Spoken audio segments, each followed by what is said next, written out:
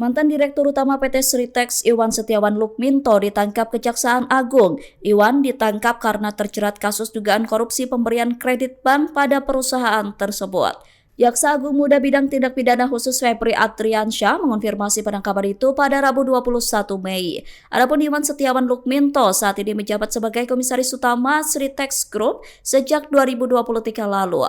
Sebelum menjabat sebagai Komisaris Utama, Setiawan menduduki jabatan Direktur Utama periode 2014-2023. Iwan lahir pada 24 Juni 1975 di Solo, Jawa Tengah. Ia pernah menempuh pendidikan di Amerika Serikat pada 1997 lalu. Pada 2020 lalu, Iwan masuk dalam daftar 50 orang terkaya di Indonesia versi majalah Forbes. Saat itu total kekayaan Iwan mencapai 7,81 triliun rupiah.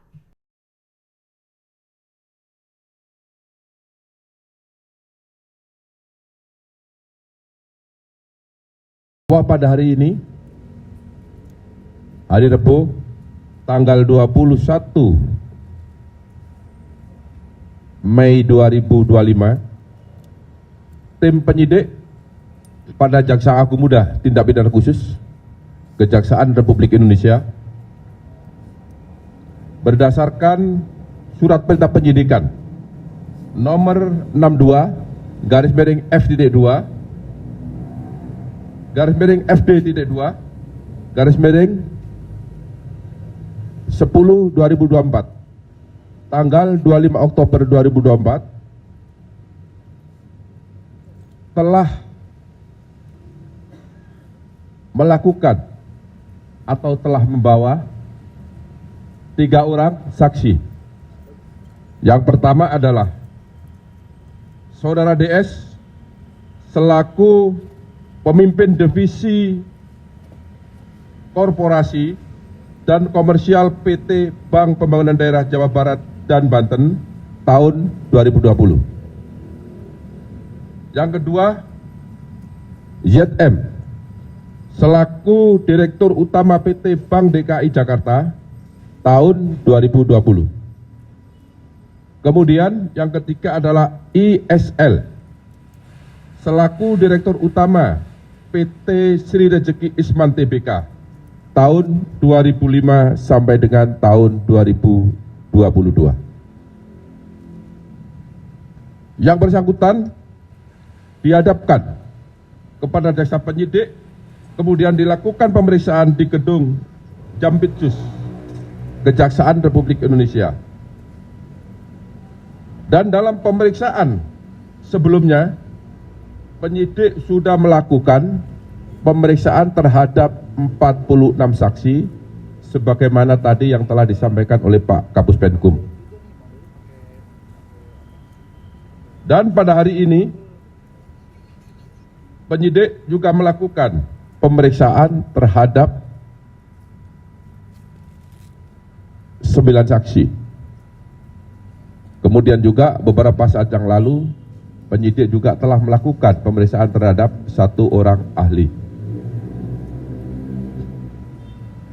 Setelah melakukan pemeriksaan terhadap para saksi tersebut di atas, penyidik memperoleh alat bukti yang cukup telah terjadi tindak pidana korupsi dalam pemberian kredit dari beberapa bank pemerintah kepada PT Sritex Rejeki Isman Tbk dengan nilai total outstanding atau tagihan yang belum dilunasi hingga bulan Oktober 2024 sebesar 3 triliun 588 miliar 650 juta 808 ribu rupiah, maaf, 28 rupiah, 57 sen. Dengan perincian sebagai berikut. Untuk Bank Jateng sebesar 395 miliar 663 juta 215.800 rupiah.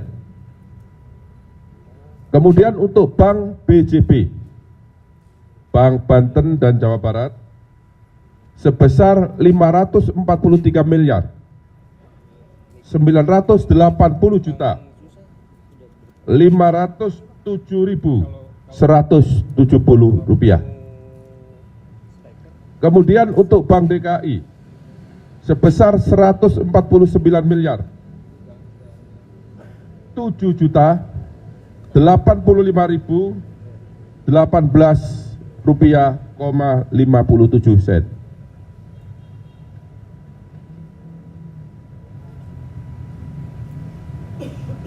Kemudian yang keempat, yaitu Bank Sindikasi yang terdiri dari Bank BNI, Bank BRI, dan LPEI. Jumlah seluruhnya adalah 2.500 miliar rupiah. Selain pemberian kredit tersebut di atas, PT Sri Rejeki Isman Tbk juga mendapatkan pemberian kredit di bank swasta yang jumlahnya sebanyak 20 bank. Ini tidak saya sebut ya, karena banyak sekali, jumlahnya 20 bank. Adapun kasus posisi dapat kami jelaskan terhadap adanya pemberian kredit kepada PT Sri Rejeki Isman Tbk yang dilakukan secara melawan hukum dan mengakibatkan adanya kerugian keuangan negara, dapat disampaikan fakta-fakta sebagai berikut.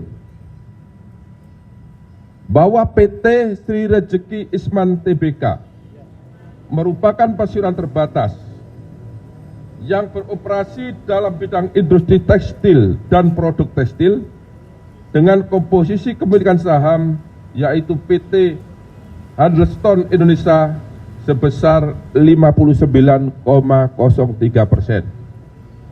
dan masyarakat karena sudah TBK sebesar 40,97%. Bahwa dalam laporan keuangan PT Sri Rejeki Isman Tbk telah melaporkan adanya kerugian dengan nilai mencapai 1 miliar 08 US dollar atau setara dengan 15,65 triliun rupiah pada tahun 2021. Padahal sebelumnya pada tahun 2020 PT Sri Rejeki Isman masih mencatat keuntungan sebesar 85,32 US dollar Amerika atau setara dengan 1,24 triliun. Jadi ini ada keganjilan dalam satu tahun mengalami keuntungan yang sangat signifikan, kemudian tahun berikutnya juga mengalami kerugian yang sangat signifikan. Inilah konsentrasi dari teman-teman penyidik. Kemudian PT Sri Rejeki Isman Tbk dan entitas anak perusahaannya memiliki kredit nilai total outstanding atau tagihan yang belum dilunasi hingga bulan Oktober tahun 2024 sebesar 3.588 miliar 650 juta 808.028 rupiah, 57 sen. Utang tersebut adalah kepada beberapa bank pemerintah, baik bank himbara yaitu himpunan bank milik negara maupun bank milik pemerintah daerah. Selain kredit tersebut di atas, PT Sri Rejeki Isman Tbk juga mendapatkan pemberian kredit dari 20 bank swasta, seperti tadi yang telah saya sampaikan. Kemudian, dalam pemberian kredit kepada PT Sri Rejeki Isman Tbk, JM selaku Direktur Utama PT Bank DKI dan DS selaku pimpinan divisi korporasi dan komisaris komersial PT Bank Pembangunan Daerah Jawa Barat dan Banten telah memberikan kredit secara melawan hukum karena tidak melakukan analisa yang memadai dan mentaati prosedur serta persyaratan yang telah ditetapkan. Yaitu salah satunya adalah tidak terpenuhinya syarat kredit modal kerja karena hasil penilaian dari lembaga